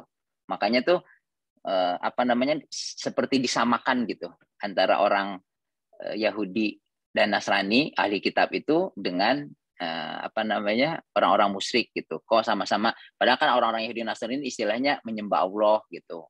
Tapi Allah tuh menjelaskan bahwa di ayat 30 tuh kata Ustaz tuh gitu. Jadi konteksnya tuh nyambung, ayatnya tuh flow gitu. Ketika sedang membahas orang-orang musyrik itu tuh nggak boleh, orang Yahudi juga Nasrani itu harus bayar jizyah, kesannya tuh sama-sama, nggak ada keistimewaannya. Nah, dijelaskan di ayat 30 itu sebenarnya mereka tuh sama-sama sebenarnya ada unsur-unsur kemusyrikan di dalam ajarannya gitu. Terus juga itu dari situ tuh nanti itu pelajaran yang mungkin contohnya tuh dihubungkan dengan konteks ayat sebelumnya gitu. Kemudian juga yang saya tangkap sih yang pernah dibahas secara panjang lebar biasanya ketika membahas tentang definisi kafir, terus ahli kitab, Yahudi, Nasrani, itu tuh harus dibedakan antara, jadi maksudnya pengertian kafir di dalam Quran beda sama misalnya kalau kita bahas tentang fikih gitu ya, tapi ada kafir, muslim, dan sebagainya gitu. Kalau kafir yang di sini tuh orang yang di pembahasan surat Al-Imran misalnya, Ustaz tuh bilangnya yang disebut kafir itu tuh biasanya hanya benar-benar ditujukan kepada pemuka. Jadi pertama orang-orang musyrik yang bukan sekedar orang musyrik gitu, tapi orang-orang musyrik yang sudah mendapatkan dakwah dari Rasulullah SAW, mereka udah memahami kebenaran Islam gitu, tapi karena kepentingan ekonomi, kepentingan politik dan motivasi yang lain, mereka tuh menolak bahkan memerangi Rasulullah gitu. Dan itu tuh untuk orang musyriknya.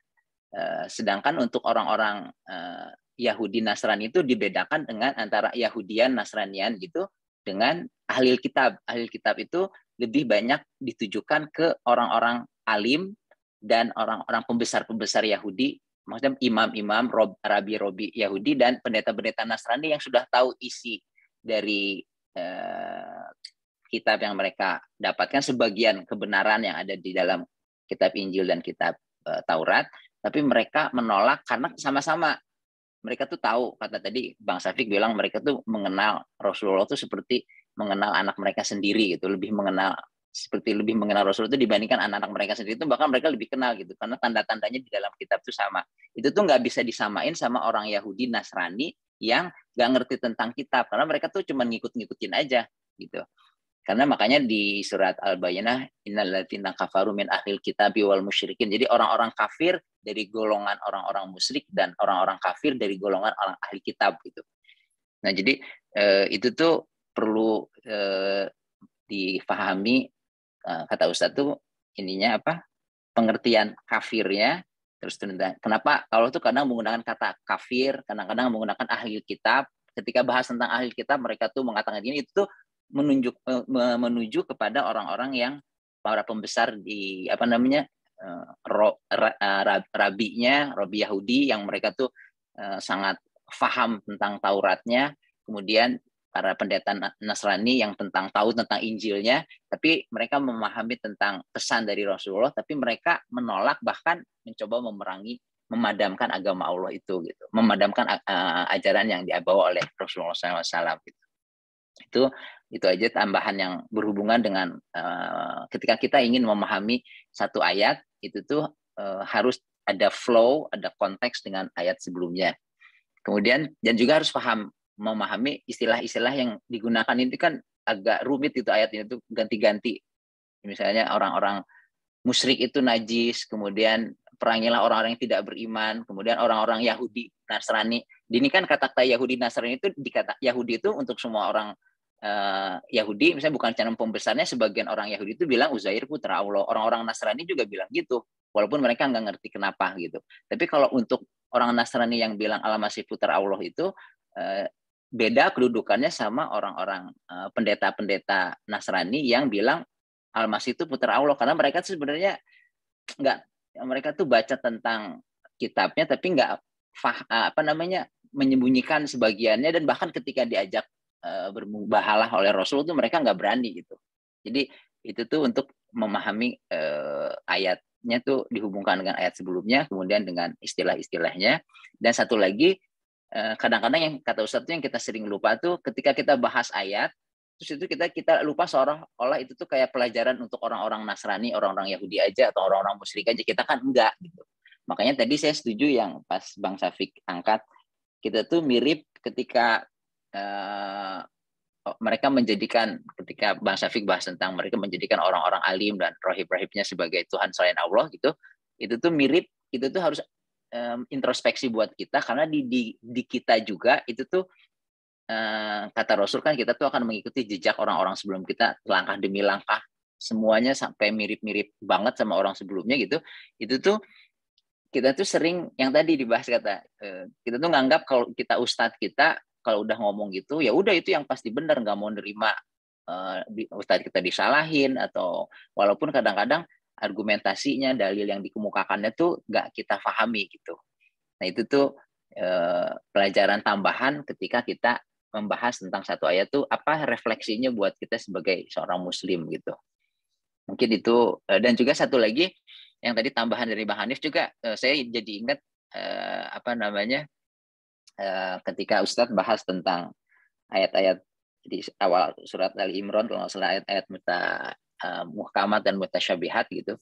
Jadi satu ayat itu tuh kadang persis sama gitu di ayat yang ini di satu surat dengan ayat lain di surat yang lain gitu. Tapi kalau lihat tadi yang penjelasan Ustadz bahwa walaupun ayatnya persis sama, tapi konteksnya dihubungkan dengan ayat sebelumnya tuh ada pelajaran yang berbeda gitu. Walaupun persis ayatnya itu sama-sama persis kata-katanya, mungkin nggak ada perubahan sama sekali, jadi persis copy paste lah istilahnya. Tapi kalau dihubungkan dengan ayat sebelumnya tuh ada pelajaran yang benar-benar berbeda dibandingkan dengan pelajaran dari ayat yang sama di surat yang lain gitu. Jadi yang tadi kan misalnya di surat As-Saff ayat itu mirip sekali dengan ayat yang di sini, tapi kalau misalnya pelajaran yang diambil pasti ada tambahan gitu. Kemudian ketika bahas Muhammad Mutasyabihat itu Ustaz bilang, jadi salah satu cara lagi mengambil pelajaran dari Quran itu setelah kita memahami konteks ayat Misalnya mereka hendak memadamkan cahaya Allah dengan mulut mereka dan sampai selesai gitu, kita ngerti konteks ayat ini di surat ini tuh gimana. Nah kita tuh si yang Quran tuh seperti jalinan gitu. Jadi nanti kita lihat lagi kan kata Bang Hanif tadi ada buku khusus yang membahas tentang ayat-ayat yang mirip-mirip gitu, terutama buat panduan orang yang sedang menghafal Quran biar jangan ketukar-tukar. Itu tuh kita tuh pelajari lagi apa sih perbedaan kata-katanya sama gitu persis, tapi kok apa sih pesan yang berbeda ketika ayat ini disambungkan dengan ayat sebelumnya yang berbeda gitu. Dari situ kita bisa dapat insight yang lebih dalam tentang pemahaman kita. Jadi kalau kita pelajari misalnya ayat yang mereka hendak memadamkan cahaya Allah ini dengan mulut mereka di surat At-Taubah ini, kemudian kita pelajari lagi ayat yang sama di surat As-Saff, nanti kita bisa mendapat pemahaman yang lebih utuh tentang kata-kata dan makna dari pelajaran ayat ini buat kita jadikan pelajaran untuk kehidupan kita gitu. Mungkin itu tambahannya, moga-moga bisa jadi insight dan mohon maaf kalau ada kesalahan. Terima kasih. Iya, terima kasih Pak Andi untuk sharingnya. Dan mungkin kalau misalnya dari Pak Heru, apakah ada tambahan? Mungkin insight singkatnya ya, karena kita sudah sebentar lagi jam 7. Oh, ini saya sampai jam 7 ya? Kalau jam 7.10 kali ya maksimal ya. Sebenarnya ada beberapa poin yang menarik ya, tapi saya harus berterima kasih Bang Syafiq masih bersedia untuk sharing dengan kita. Beliau ini kan founder ya. Jadi kalau kemarin kita sempat membahas as-sabiqunal awalun komunitas ya, Bang Syafiq ini as-sabiqunal awalunnya gitu. Jadi matur nuwun sangat gitu. Sangat terima kasih banyak masih mau berbagi dengan kami di sini, kita di sini. Juga terima kasih tambah-tambahnya tadi Ustadz Hanif, Ustadz Mujiono, Dokter Ustadz Andi juga, terima kasih. Ini ramai jadi diskusinya, jadi menarik. Kalau sedikit ini ya, mohon izin untuk berbagi hasil belajar juga dari apa yang saya pelajari dari Ustadz Uman terkait ayat-ayat yang sedang kita bahas ini. Itu ada yang lucu-lucu juga itu. Ustadz Uman itu memang ya asik ya, maksudnya karena beliau juga tidak hanya belajar Al-Quran dari sisi, ya beliau juga punya tim gitu kan, yang bisa punya kemampuan untuk menganalisis ayat, terus dari sisi bahasanya, dari sisi bagaimana ayat ini ditinjau dari kitab yang terdahulu, apakah ada yang seperti ini dan sebagainya. Ya termasuk pendapat dari beberapa ahli sejarah gitu kan, yang tadi sudah disinggung oleh Ustadz Mujiono ya, tentang intervensi dari Paul itu tadi ya, yang sudah disebut. Cuman di kajian Ustadz Nu'man itu agak sedikit lebih dalam terkait klaim Trinitas itu atau Trinity itu, karena pada saat itu menurut penjelasan Ustadz Nu'man yang berdasarkan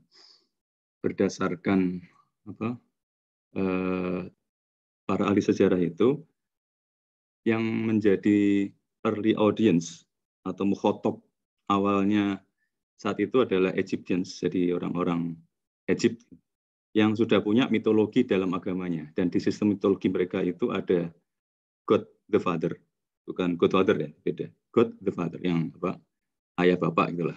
Terus ada Isis itu the mother, dan ada Horus yang itu adalah the son of God. Sehingga akhirnya muncul tiga trinitas itu. Dan yang lucu itu Ustadz ingin punya talk show khusus, ya, talk show khusus yang temanya kata Ustadz ya ahlul kitab. Jadi tapi dengan catatan bahwa dalam talk show itu ya sudah ada kedewasaan gitu kan, sudah ada sikap di mana para pihak yang ikut dalam diskusi itu tidak mudah terpancing, tidak mudah mengolok-olok. Karena ini bisa bahaya juga kalau diskusi seperti ini kan, kadang-kadang orang bisa kalau saking fanatiknya itu mungkin bukan yang diskusinya, tapi mungkin yang dengerin diskusi, mungkin saya cenderung brutal dan sebagainya. Ini saya jadi ingat Kang Radit, udah lama nggak ketemu Kang Radit, nggak dengerin Kang Radit. Kang Raditya El Kamarudin itu yang dulu memperkenalkan saya dengan grup diskusi lintas agama. Jadi pernah ikut grup diskusi lintas agama, terus bersabar mengikutinya karena ya ada yang tadi itu yang gampang terpancing, terus gampang melolok agama lain, terus cenderung brutal, tapi saya tetap stay di situ. Tapi entah kenapa suatu hari saya lihat dosa sudah di-remove oleh adminnya. Ya dari yang penting bukan saya yang live gitu kan. Hikmah dari pengalaman Nabi Yusuf kan. Kitanya bukan yang live, tapi kalau di-remove ya udah itu kan bukan kita yang melakukan itu. Terus terkait ahli kitab itu juga Ustadz itu juga melihat dari sisi kalau ahbar hiper itu kan ink yang artinya mereka memang nulisnya banyak sehingga mereka juga disebut inkers karena saking banyaknya tulisan mereka ini para ahli kitab, sehingga kata Ustadz Nu'man jari-jari mereka itu selalu ada tintanya karena saking mereka sering nulis. Jadi ada pilkada atau tidak, ada pilpres atau tidak, pilpresnya tetap atau diundur atau tidak, yang jelas jari-jari mereka itu ada tintanya. Jadi itu ciri khas mereka. Tapi ini sebenarnya dari sisi saya sendiri sih ada terinspirasi dan termotivasi untuk terus menulis, entah yang akhirnya dipublikasikan, entah untuk diri sendiri. Jadi saya juga kalau menulis selalu ya setiap hari. Jadi tidak pernah saya tinggal aktivitas itu. Terus terkait walau karihal kafirun, walau karihal musyrikun, ini juga tadi sudah beberapa dibahas oleh Bang Syafiq juga dan yang lain-lain. Itu paling enggak ya kita inilah ya. Ini kan kata-kata yang sering diucapkan atau didengungkan saat takbiran kan. Insya Allah mudah-mudahan kita dipanjangkan umur supaya sampai ke Lebaran tahun ini, insya Allah mudah-mudahan sehingga bisa merasakan situasi itu. Kan takbiran itu ada yang versi agak panjangnya sedikit gitu kan. Misalnya ada walau karihal kafirun, walau karihal musyrikun, walau karihal munafiqun. Tidaknya ya sering dengar, terus kalau misalnya ya kalau yang sudah ikut ini, yang sudah menyimak ini, atau sebelum menyimak ini mungkin juga sudah tahu ya itu walaupun ya walau itu walau sama aja ya. Jadi bahasa Indonesia kan sebenarnya banyak yang merupakan bahasa Arab juga gitu kan. Walau ya walau gitu kan. Bahasa Arabnya walau, bahasa Indonesianya juga walau atau walaupun atau meskipun karihal kafir. Orang kafir nggak suka atau orang musyrik nggak suka. Yang buat saya yang menarik adalah tadi sudah sedikit dibahas, tapi ada poin yang sangat keren ya dari Ustadz Nu'man terkait yang dua itu ya, walau karihal kafirun sama walau karihal musyrikun. Yang tadi juga sudah ditambahkan oleh Ustadz Hanif bahwa ada juga di surat As-Saff 8 dan 9 tadi. Jadi ujungnya sama ya, walau karihal kafirun dulu, terus habis itu ayat berikutnya walau karihal musyrikun. Nah ini penjelasan Ustadz Nu'man ini saya kira keren banget karena gini, kafirun dan musyrikun itu, ini kan surat yang belakangan ya, jadi Fathu Makkah udah terjadi. Kalau sebelum jauh-jauh di awal-awal perjuangan Rasulullah itu kan jelas yang musyrik dan yang kafir itu jelas. Tadi sedikit disinggung oleh Dr. Andi juga, kalau kafir itu ya artinya sudah penjelasan dari Ustadz Nu'man juga itu sudah menyangkal atau menolak atau ada denial kata Ustadz Nu'man terhadap apa yang disampaikan oleh Rasulullah.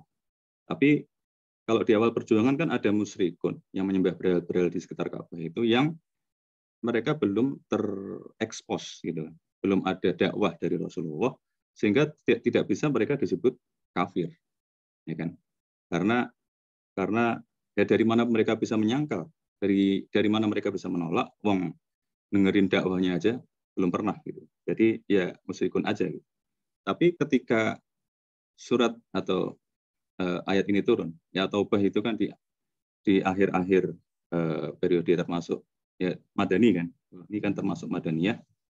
Terus Sof itu juga yang tadi disampaikan oleh Ustadz Hanif, Sof 8, 9 itu juga Sof itu As-Sof itu juga Madani. Jadi kalau ini juga saya lakukan penelitian kecil-kecilan. Kalau salah satu referensi dari revelation order ya, urutan turunnya ayah itu, As-Saff itu urutan ke-109, surat ke-61, tapi dia urutan turunnya ke-109. Sedangkan At-Taubah ini surat ke-9 ini urutannya ke-113. Jadi, tapi sama-sama inilah di periode akhir-akhir kan totalnya kan 114. Jadi 109 sama 113. Jadi artinya musyrikun itu sudah terekspos oleh dakwahnya Rasulullah Shallallahu Alaihi Wasallam. Jadi nggak mungkin mereka terus dibedakan yang ini musyrik, yang ini kafir. Jadi ya seharusnya sama. Tapi kenapa kok dibedakan antara kafirun dan musyrikun? Nah ini yang akhirnya menarik adalah karena syirik itu muncul dalam berbagai bentuk. Jadi Ustadz Numan memberi contoh kalau misalnya ada yang bangun masjid gitu terus minta, kan biasanya dia bikin proposal gitu kan, cari dana dan sebagainya, termasuk ke yang misalnya jualan miras atau orang Islam tapi dia bisnisnya bisnis yang tidak halal. Jadi ketika ditawari proposal, langsung seneng kan, wah ini dia nih kesempatan untuk paling enggak ikut nyumbang masjid.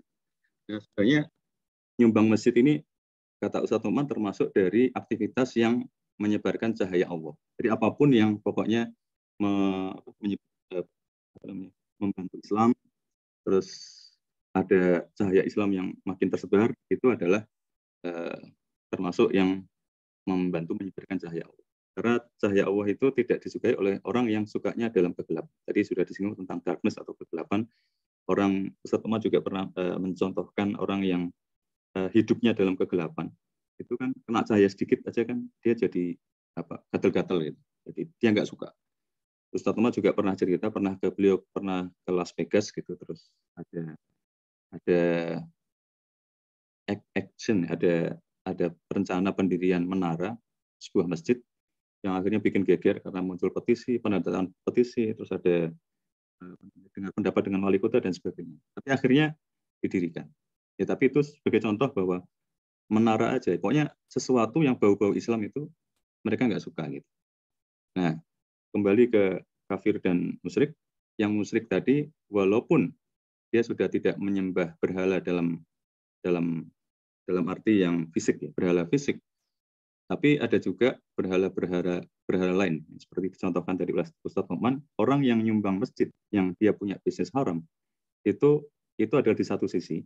Tapi di sisi lain, ketika misalnya ada gerakan moral bahwa akan berhenti kita ada petisi untuk kita komitmen tidak lagi menjalankan bisnis haram.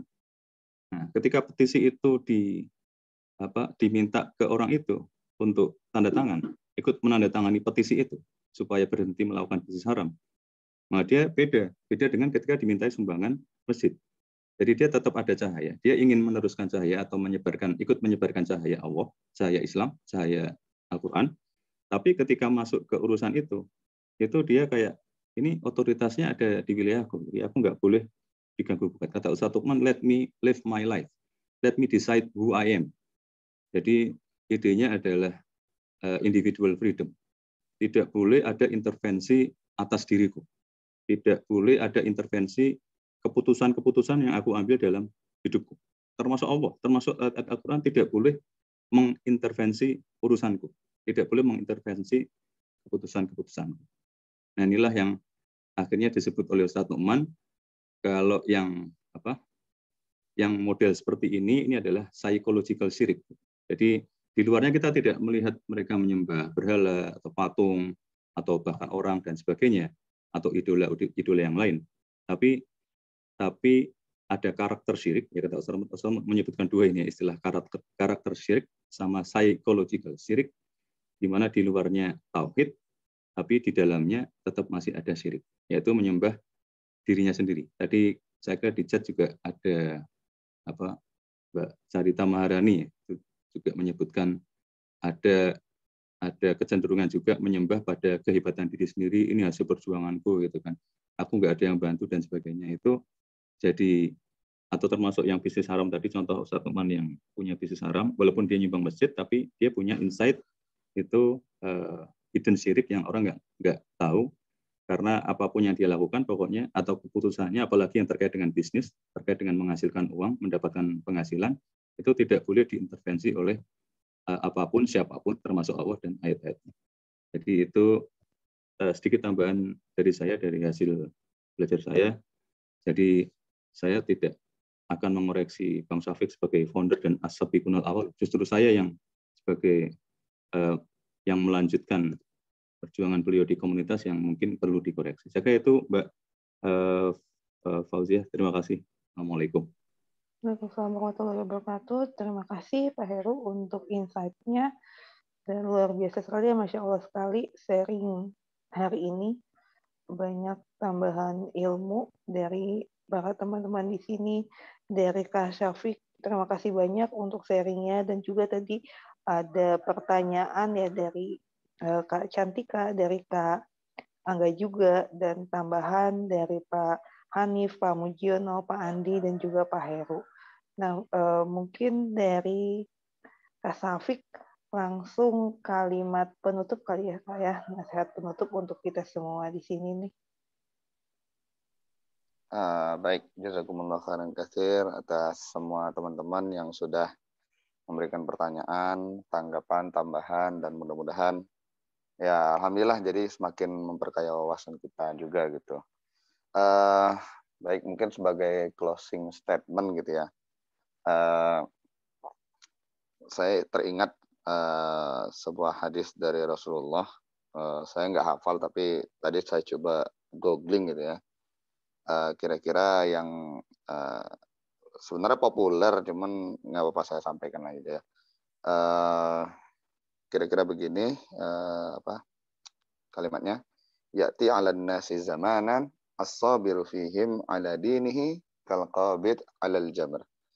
Akan datang kepada manusia suatu zaman di mana orang-orang yang sabar atau orang yang teguh memegang agama itu seperti orang yang memegang bara api. Nah, mungkin sebagai nasihat bagi diri saya sendiri dan untuk kita semua, ya sadarilah bahwa inilah zaman itu gitu loh. Ketika kita berpegang teguh dengan keyakinan kita, ketika kita berpegang teguh pada Islam, ya itu kayak pegang bara api gitu. Dipegang dia panas, mau dilepas, ya ini barang mahal gitu loh. Ya keyakinan itu akidah itu udah mahal, tauhid itu udah mahal sekali sekarang. Jadi walaupun kayak pegang bara api ya genggam erat lah gitu loh agama ini. Karena ya inilah yang akan nanti menjadi, mudah-mudahan menjadi jalan kita sebagai penerus dari ajaran Rasulullah, dan mudah-mudahan Allah melindungi kita untuk dapat tetap berpegang teguh pada agama ini hingga akhir kita. Dan juga semoga Allah melindungi kita, keluarga kita, orang-orang terdekat kita dari fitnah akhir zaman, dari godaan-godaan baik dari manusia maupun dari godaan syaitan. Lebih kurang mungkin itu aja Mbak. Intinya mari sama-sama berpegang teguhlah pada ajaran agama Allah. Terima kasih. Ya, terima kasih banyak kita kelahiran Kak Syafiq untuk sharingnya di pagi ini, menambah banyak ilmu yang bermanfaat untuk kita, dan juga tadi terima kasih untuk Kak Carita dan juga Pak Hanif untuk tambahan insight-nya juga. Kita tutup ya teman-teman semua dengan doa akhir majelis. Subhanakallahumma wa bihamdika asyhadu an la ilaha illa anta astaghfiruka wa atubu ilaik. Dan insya Allah kita ketemu besok subuh ya untuk pembahasan juz ke-12. Tutup. Assalamualaikum warahmatullahi wabarakatuh. Terima kasih banyak. Waalaikumsalam warahmatullahi wabarakatuh.